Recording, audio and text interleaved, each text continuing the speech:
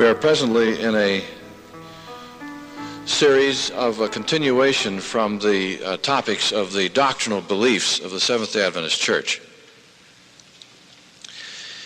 And there are some who are unfamiliar with these beliefs, and of course those are the ones who are finding the most interest in this series.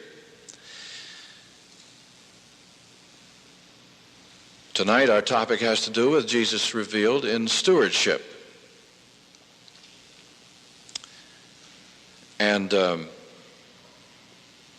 it has been said, I've never really checked it out to make sure just what proportion. In fact, I was tempted with an idea tonight, and may try it sometime, of numbering off, everyone who has their Bible, numbering off 1 to 28 or whatever, and everyone taking one chapter in Matthew and taking 5 minutes to read it. Then we find out how many found something about stewardship and money in that chapter, see.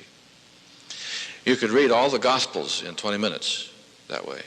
You could do something as a group you can't do individually. But the contention is that Jesus talked more about money and giving and stewardship than any other topic.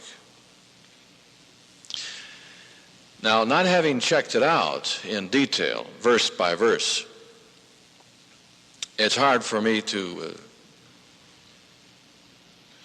accept that conclusion. It might have come only from the stewardship men who are charged with the responsibility of raising money in the church. But some have taken a longer look and feel that this is a justifiable position. Ellen White says that the essence of Jesus' teachings was self-surrender. Is there any correlation between self-surrender and money? Do you see any possibility? So maybe there is a close relationship there. However, when we talk about Jesus revealed in stewardship, if he had a lot to say about it, then we are really revealing Jesus by studying this subject. However, it involves more than money, doesn't it? Are there other things that stewardship involves? For instance, money, what else? Talent, time. Could be a number of things. And there are a number of things. I suppose it would be a sidetrack. Just like talking only about meat eating when we talk about health, to talk only about money when we talk about stewardship. But maybe we'll have to limit our discussion to one or two at a time.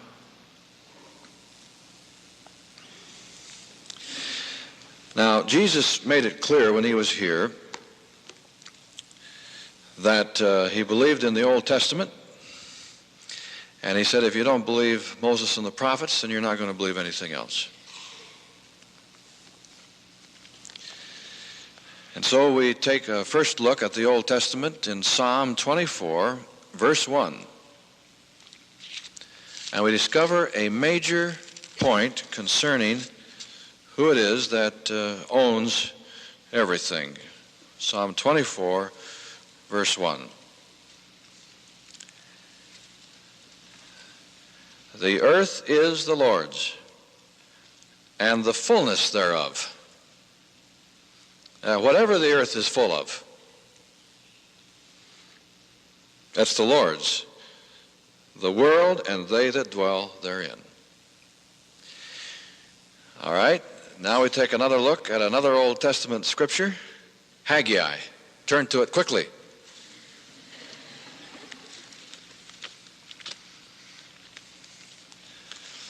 How do you find Haggai?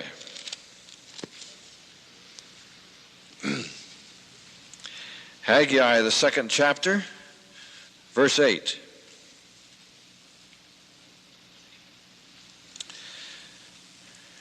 The Lord is talking.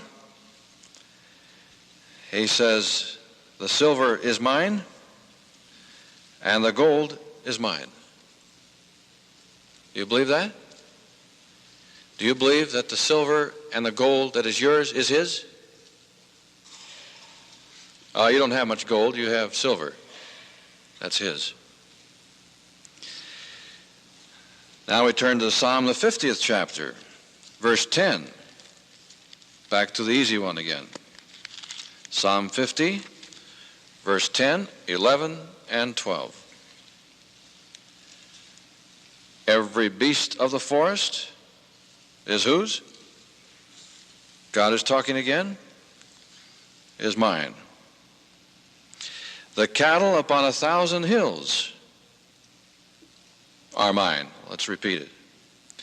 I know all the fowls of the mountains, and the wild beasts of the field are mine. If I were hungry, I would not tell thee, for the world is mine, and the fullness thereof. Does God sound rather possessive here? It's all mine. Now, when we were little, and the neighbor kid across the street said, "It's mine," what did we think? What did we do? I know what I did. Why didn't the little kid across the street have the prerogative of being able to say that without making me uptight? Because it so happens that the one across the street was a creature just like I am. When God is the one who created everything, he has a right to say it's mine, doesn't he? Are you willing to give him that right? Now, of course, because of this kind of talk, some people say, well, God is selfish, he's self-centered, he's possessive. And of course, this was always the devil's charge against God until the cross. Isn't that true? And the cross did away with any of that kind of argument. You see, one of the devil's original contentions and bones of contention was that there is no self-sacrifice with God because he made everything. Why, he thinks he owns it all. Well, he does. But the devil began to put himself outside the realm of a creature, and whenever you do that, you get uptight with someone saying, it's mine. And so he drummed away on that point for centuries, and the cross answered it. There is self-denial. There is self-sacrifice with God, and this should balance that argument. However, everything isn't God's.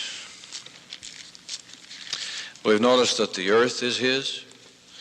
We've noticed that the animals are his. We've noticed that the silver is his, the gold is his, all the resources are his. What is it that is not his? Anything? Anything at all?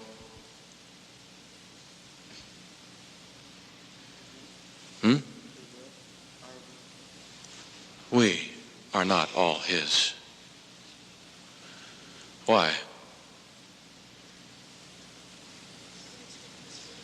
Because he's given us freedom of choice, and the only way that he can say we are his is if we will choose to be his. Is that true? So read a promise concerning that in Malachi, the 3rd chapter. Malachi 3.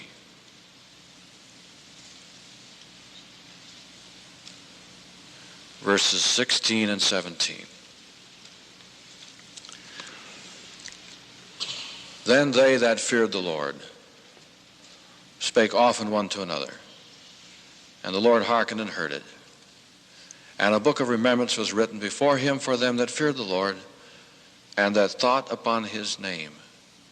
And they shall be mine, saith the Lord of hosts, in that day when I make up my jewels.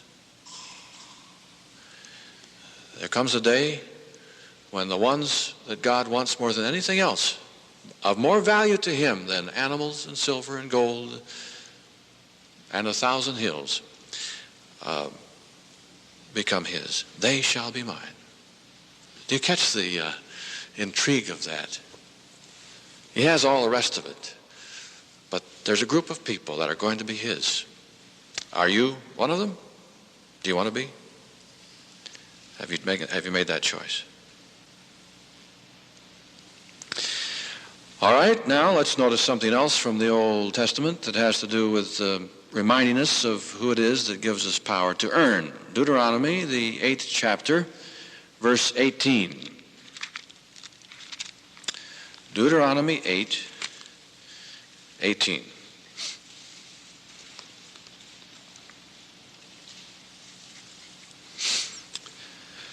But thou shalt remember the Lord thy God, for it is he that giveth thee power to get wealth, that he may establish his covenant which he sware unto thy fathers, as it is this day.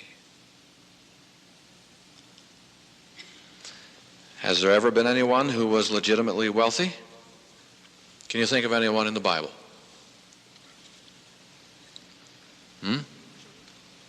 Who? Job? For a while. All right. Abraham? Jacob? Is it wrong to be wealthy? No. God gives power to get wealth. But the important thing is to remember that it's God who has that power, and it's God who gives that power.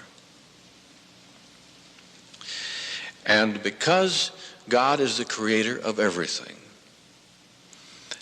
he is the one that is responsible for whatever he allows to the sons of men. That's his right and his prerogative. Now I'd like to challenge you with the idea that tithing on the part of some people's estimation is an Old Testament teaching. Some people have actually felt that Jesus downed the idea of tithing. Jesus apparently is talking with contempt to some people when he says, you pay tithe of mint and small things like this, and you neglect the bigger things. And so in an attempt to downgrade the idea of tithe, there is the type of mentality that will say there's something far more important. And in the process, use that as an argument for throwing out the tithe. But Jesus made it very clear that we ought to do this, and we ought not to leave this undone either, right? When he makes comparisons like this, he's not throwing one out, he's saying they're both important. And Jesus had something to say about the tithe and about the offerings, not only in his teachings, but in his relationship with people. And of course, one of the most significant experiences had to do with a little widow lady who came out of the temple one day. How much did she put in?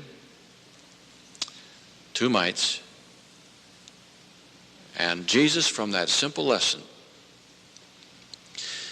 demonstrated some heavy propositions concerning giving. One of them was this, that heaven places the value upon the gift in an entirely different way than we do. Jesus said that this little lady put in more than all the rest of them.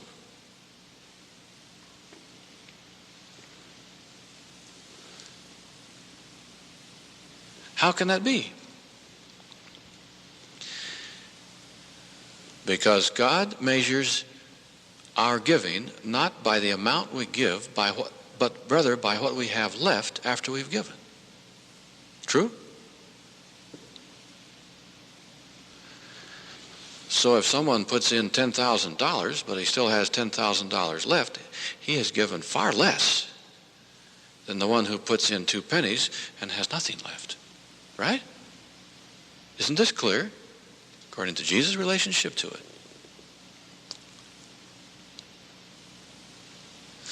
And yet I have heard people say, well, I gave all the money I have. Well, what about your possessions? Is it possible to put in their last 2 pennies and still have a house in the city and a house in the country and a mountain cabin and a boat in the harbor and a Winnebago?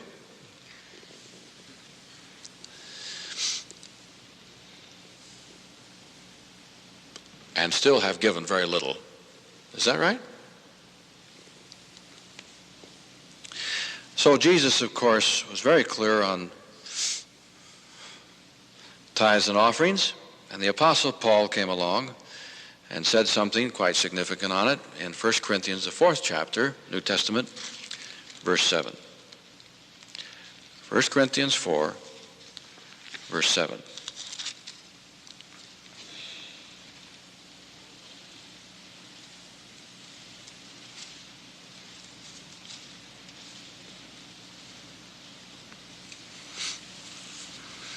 At first glance, this doesn't look like it has anything to do with money.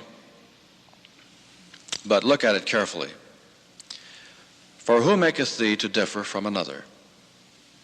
And what hast thou that thou didst not receive? Do you realize that everything you have received? Now, if thou didst receive it, why dost thou glory as if thou hadst not received it? What does that mean? When the man tells me that I shouldn't belabor the point that without Christ we can do nothing, and he says, I have a good business, and I have this and that and the other, 3 cars and a family and all the rest of the goodies that people glory in today, and he said, don't tell me that I can do nothing. What is it that he has forgotten? That he received all of it from God. And Paul here is trying to point out, isn't he, that if we actually realize it and admit that we have received it, then there is no room for glory, whatever. And of course, Paul is very unique in this, in that he says, when it comes to either works or things, possessions, material, money, he says, don't ever glory in any of this. If you want to glory, there is something to glory in. What was it? The cross and in Jesus. Now, the Apostle Paul took off on the original plan in the Old Testament when he made it clear that the people who work in the gospel should receive of the gospel. 1 Corinthians, the 9th chapter now, a couple of chapters over, verses 11 to 14.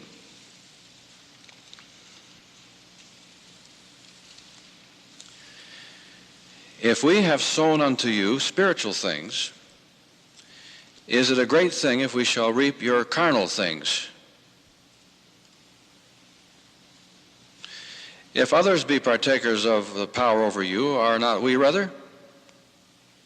Nevertheless, we have not used this power, but suffer all things, lest we should hinder the gospel of Christ. Now he proceeds to be more specific about what he's skirting. Do you not know that they which minister about holy things live of the things of the temple? And they which wait at the altar are partakers with the altar. Even so hath the Lord ordained that they which preach the gospel should live of the gospel. Now, what was the purpose in Paul saying that they hadn't really made the most of this? Because they didn't want to hinder the gospel of Christ. What did Paul sometimes do for a living? Sewed tents. And then someone else came along and was receiving evidently funds and didn't have to sew tents. And Paul said, wait a minute, you better take a second look. It is true that those who work in the things of the gospel should be supported by the gospel. But he said, we haven't insisted on that. Sometimes we sew tents. Now, what was he referring to? An Old Testament truth that simply was not confined to the Old Testament, because Paul makes a case on it. That those who worked in the temple were to receive their living and their sustenance from the things of the temple. This is a principle in Leviticus, the 27th chapter, verse 30.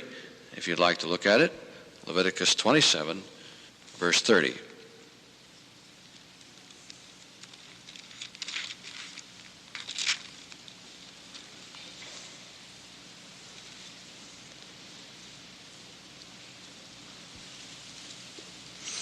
Here you have the principle of tithe indicated early in the Scriptures. And all the tithe of the land, whether of the seed of the land or of the fruit of the tree, is the Lord's. It is holy unto the Lord. Now, what use was to be made of it? Numbers, the 18th chapter, verse 21. Numbers 18, verse 21.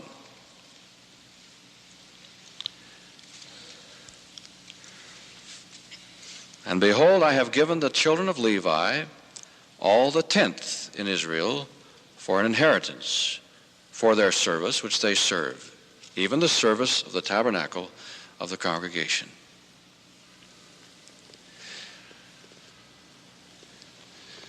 So the Old Testament principle is that those who ministered in the temple were supported by the tithe.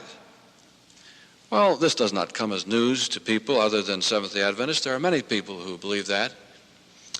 And there are many pastors who would love to have the response from their congregations that Seventh-day Adventists indicate. In fact, I talked to one time.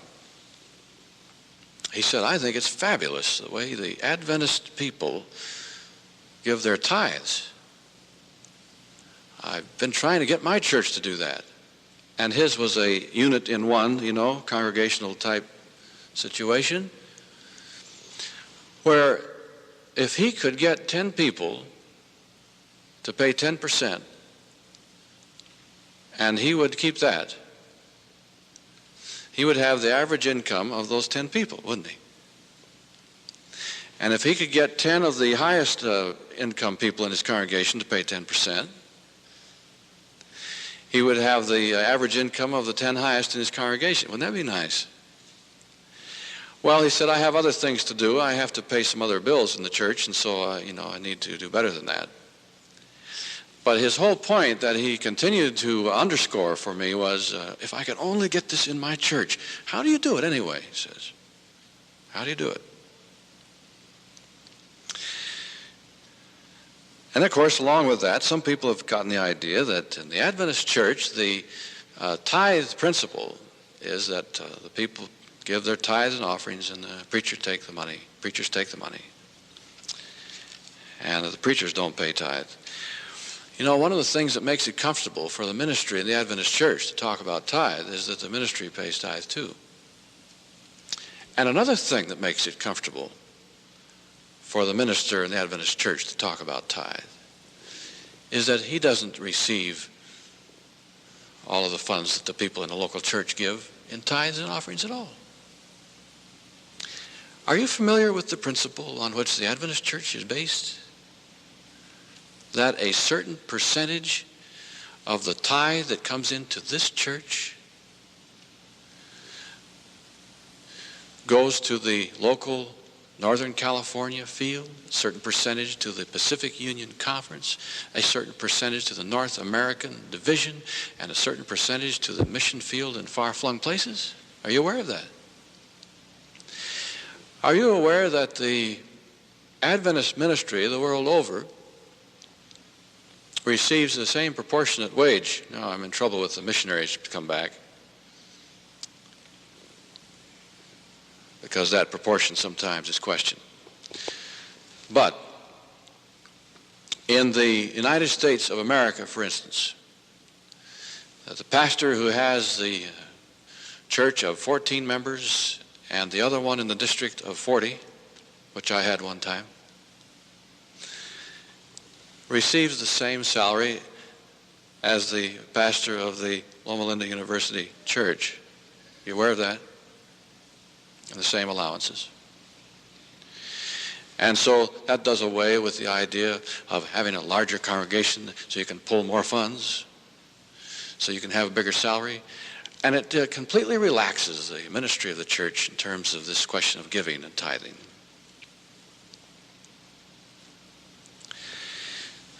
Now, the Bible has something to say about what to do with the tithe.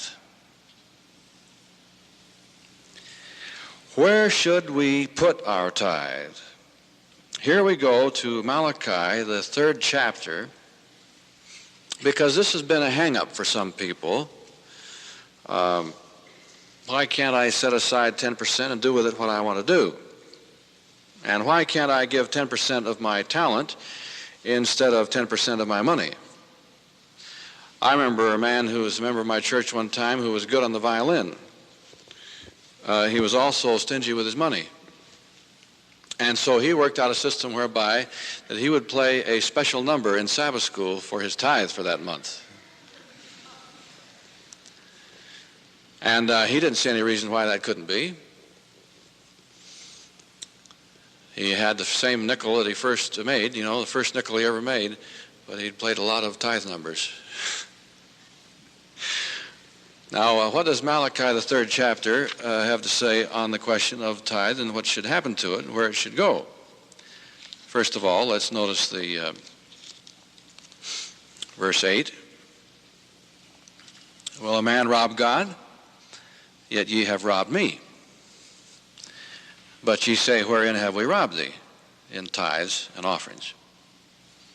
Ye are cursed with a curse, for ye have robbed me, even this whole nation. Then comes the verse of reference here. Bring ye all the tithes, where?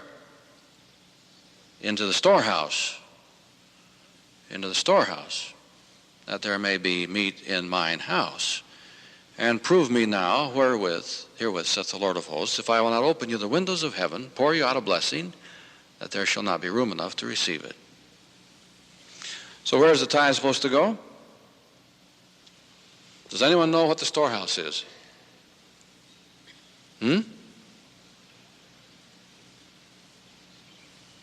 A cigar box underneath someone's bedroom springs? Where's the storehouse? Nehemiah, the 13th chapter, verse 12. Let's let the Bible interpret itself. Ezra, Nehemiah, Esther, Job. All right? Nehemiah 13, verse 12.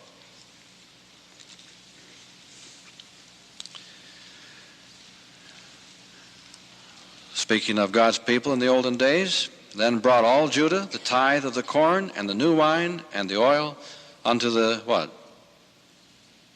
Treasuries. If you have a margin, there is a reference to Malachi 3, verse 10, which we just read, which uses the term storehouse. Storehouse. And also chapter 10, verse 38 of Nehemiah. Chapter 10, verse 38. And the priest, the son of Aaron, shall be with the Levites when the Levites take tithes, and the Levites shall bring up the tithe of the tithes unto the house of our God, to the chambers, unto the treasure house, into God's house, treasuries, storehouse. Notice the common thread running through these terms, these labels. Now, of course, we'll have questions tonight, probably in a few moments, about the appropriation of tithe for what we think it should go for and toward what we think will do the best work. And this brings up the question, is it our responsibility, unless we have been placed in charge of the treasury or the storehouse, to try and decide whether funds have been appropriated or misappropriated? One of the greatest misappropriation of funds was in the days of Israel when they left Egypt. They'd had a big ingathering campaign, and God had really blessed them in the ingathering. They had spoiled the Egyptians, it says, and gathered in great funds. And the misappropriation was when all of these ingathering funds went into a golden calf at the foot of Mount Sinai. You'll have to admit this was a gross misappropriation. But they ended up drinking it. And of course that didn't help the appropriations any either. But God showed in the demonstration at Sinai that he knew what was going on, at least that much. He also showed that there was enough gold left to allow some people to drink some of it in order to suffer retribution at the base of the mountain. And that he is still in charge. Now, I'd like to just tell you a personal experience of something that happened as a pastor in a church one time. there was a problem in the school, the local church school. And in this school, they were always running behind and in trouble financially. And so one of the businessmen had decided to pay all of his tithe by his own choice into the local church school to keep it going, instead of sending it into the church treasuries and the conference treasuries. And the school was still in trouble all the time.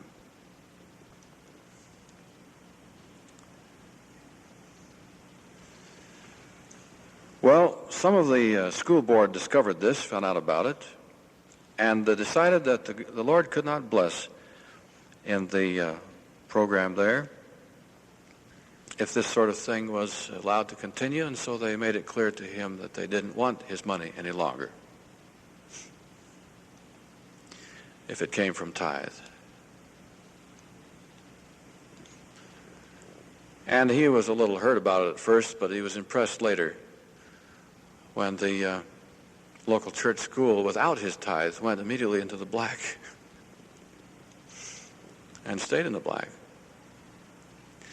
There was another man in the same church who was a businessman who had been choosing to take all of his 10% and send it to a certain mission station that he knew about, and then he was also sponsoring a student through medical school, and he was supporting some other poor family, and he had a number of worthy projects, keeping them all going with his tithe. And the church began to study this whole question of bringing the tithe into the storehouse, the treasury, where it is dispersed by the organization that is charged with this. And he went through quite a struggle. He said, I don't know what to do. And one night he told me how that he had finally made a decision that he was going to start paying 2 tithes. He was going to keep supporting his medical student and his mission station and his worthy family, and was going to turn in another 10% to the storehouse. And that month his business jumped phenomenally and stayed up ever after. And he came by a month later. He says, I don't understand it. And he joined the rest of the people who have tried it and who have never succeeded. I've heard people who have tried it deliberately and have never succeeded on this principle. You can never outgive God. Have you ever heard that one? You can never outgive God. Have you ever tried it? Have you ever had the internal fortitude to try it?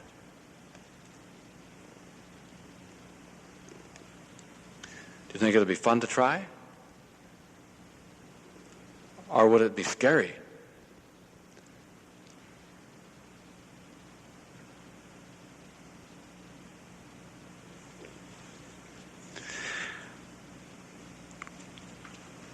What does this text in Malachi 3:10 say? I will pour you out a blessing. To who?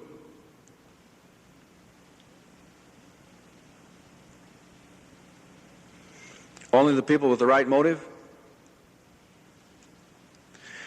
I'm going to take the position this evening that God has given us a carte blanche in Malachi 3. And although there is a much greater blessing in giving for the right motive, that God has made provision for this promise to be fulfilled even for bad motives too. I've seen it happen. I've had it happen. This is the only place I know of where God has said, test me out, try me. Have you read about the businessmen who have tried him, like J.C. Penney and others? What was it Penny went up to, 50%? Or was it more? People have gone into this venture of partnership with God in terms of stewardship, and we're talking primarily about money tonight, and have discovered that God's promise is sure, whether you're doing it for business purposes or whether you're doing it out of pure love. And when you discover that God's promise is sure for raunchy motives, it has a tendency to change your motives, to love motives, doesn't it? A carte blanche. Try me out. Now, of course, the statistics show that probably only about 50 or 60% of Seventh-day Adventists are faithful in tithe. It varies in different places. And the ones who are not are simply showing, number one, lack of faith. Number two, ignorance. Number three, stupidity. Will you forgive me for that one? Why? Because they haven't learned this principle yet, that $9 with God's blessing goes much farther than $10 without His blessing. Right? It's just a simple principle. And if you've tried it, you know that's true. There's no debate, no question about it.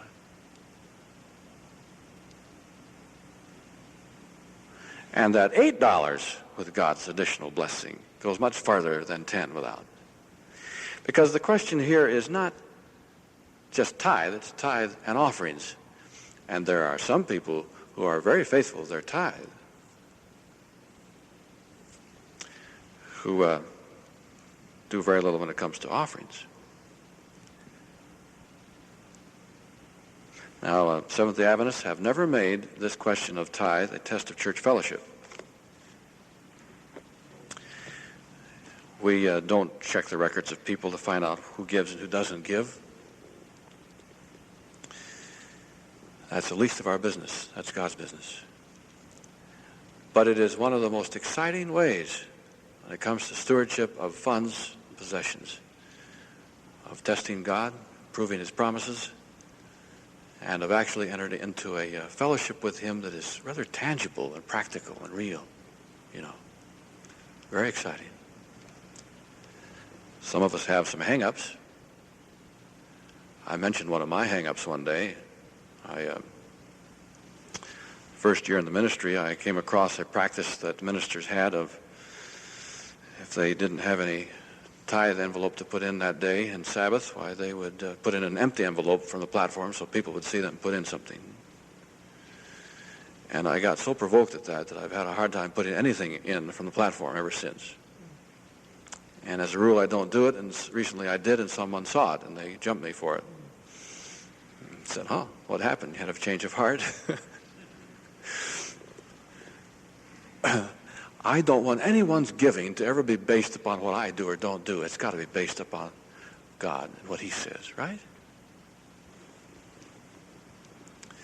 And this idea of promoting on the basis of just plain promotion and worldly methods has no place in God's system of finance. Well, what's been your experience? What is your relationship to this subject? Anyone with a comment, question, a witness, a personal testimony? Actually, part of our reason for a little bit of feedback at the close of our meeting is to give people an opportunity to give a testimony and not call it that, see, and not know it. Sometimes we don't even know it. But does anyone have anything to say concerning this topic this evening and what you found out with Jesus on the subject? Yes.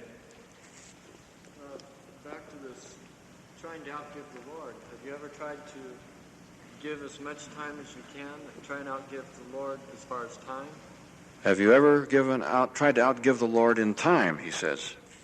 Have you tried that? It doesn't work. It doesn't work. You know, it seems like He sticks a couple extra hours in the day. You can't outgive the Lord even in time, you're saying. That He sticks a couple extra hours in the day. Seems to. You're going to guarantee that for all the students here. Martin Luther found that true, didn't he? He said, I have so much to do today that all I can do is to have 3 hours in prayer to begin with. And this made him that much more efficient in the Lord's blessing that he never missed the time. Okay? Anyone else on this? Yes.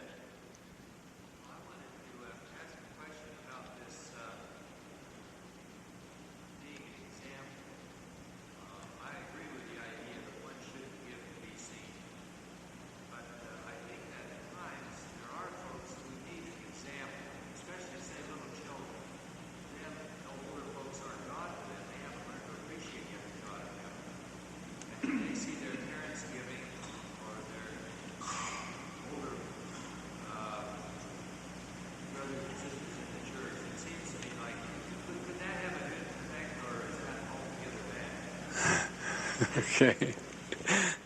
One thing I like about Dr. Henderson is he never lets me get away with anything. Did you hear his comment? He said this question of example, particularly with young people, boys and girls. Isn't it possible that an example could be a healthy thing, and we shouldn't really question that? I'd like to remind you that my particular problem I've called a hang-up. It's a hang-up. And that very word hang-up indicates something bad to me. It's really bad. I can't get the victory over it. I wish you'd pray for me. Please, let's leave the room for the example, legitimate example. And don't you watch during the offering next Sabbath either. Okay, anybody else?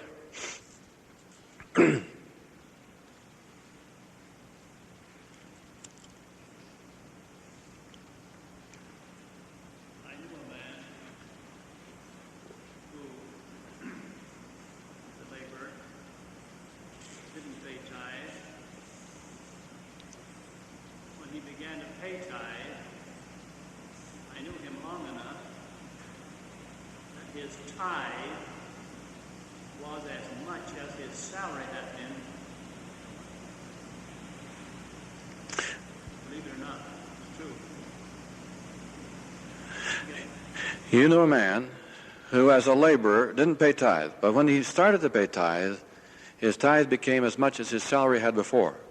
You're talking about the blessing of God? Yes. All right.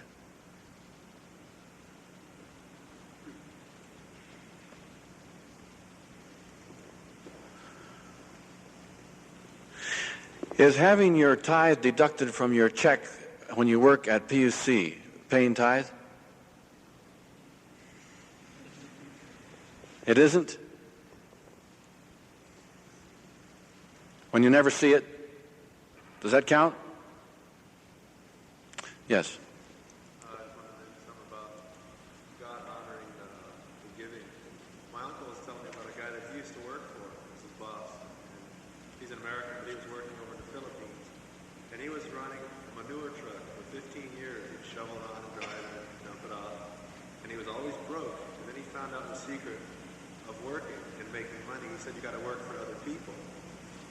And evidently it works because he's a multi-millionaire.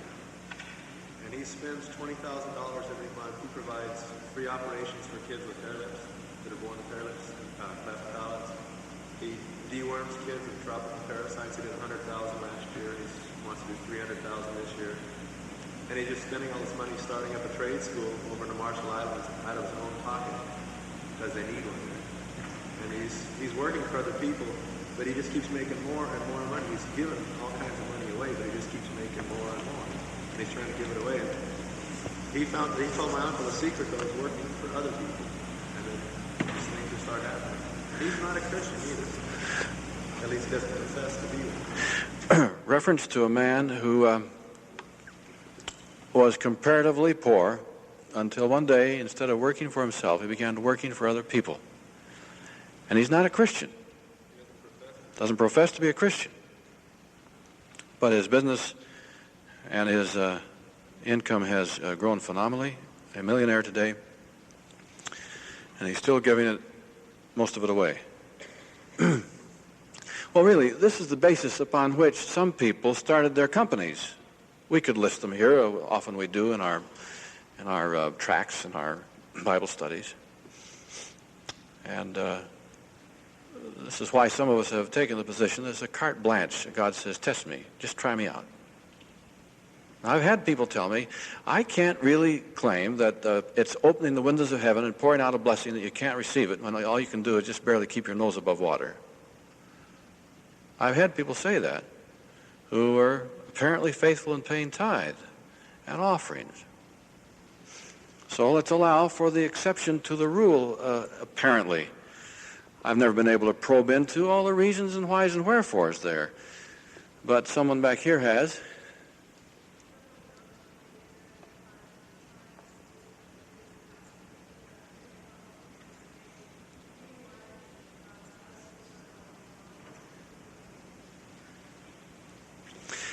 All right. The reminder that God's blessings aren't always monetary. You might be able to just barely keep your nose above the water financially, but in the meantime, you didn't get sick, you didn't go to the hospital, you didn't, there are a host of other areas.